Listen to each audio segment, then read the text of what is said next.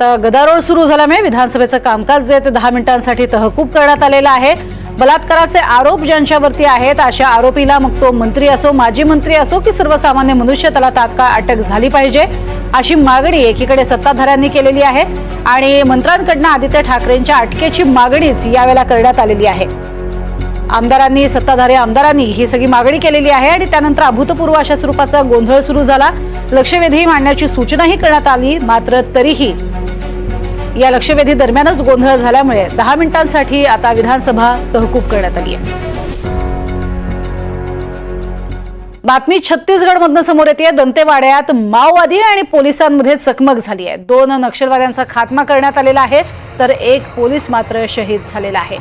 विजापूर दंतेवाडा जिल्ह्याच्या सीमेवरती ही चकमक झाली आहे। त्याच घटनास्थळावरून दारू, गोळा आणि शस्त्र देखील जप्त करण्यात आली आहेत। हे छत्तीसगडमध्ये दंतेवाडाच्या परिसरामध्ये जिथे नक्षली भाग म्हणूनच हा ओळखला जातो आणि त्या भागात जोरदार चकमक झालेली आहे।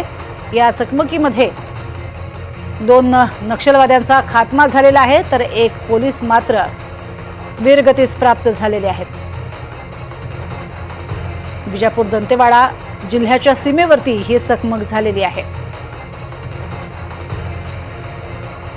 वारंवार छत्तीसगडमध्ये नक्षली कारवाया होताना आपल्याला पाहायला मिळतात आणि तशीच नक्षली कारवाई ही दंतेवाडा आणि विजापूरच्या सीमेवरती झालेली आहे, ज्यात 2 नक्षल्यांना ठार करण्यात यश आलेलं आहे आणि काही शस्त्रसाठा सुद्धा जप्त करण्यात आलेला आहे। मात्र या चकमकीमध्ये एका पोलिसाला मात्र वीरमरण आलेलं आहे, ते वीरगतीस प्राप्त झाले।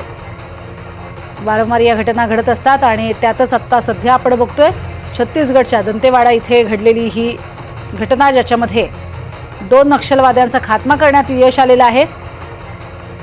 गंगलूर पोलीस स्टेशनच्या हद्दीमध्येच ही घटना घडलेली आहे। सीमावर्ती वनक्षेत्रामध्ये माओवाद्यांवरती ही कारवाई करण्यात आली आहे।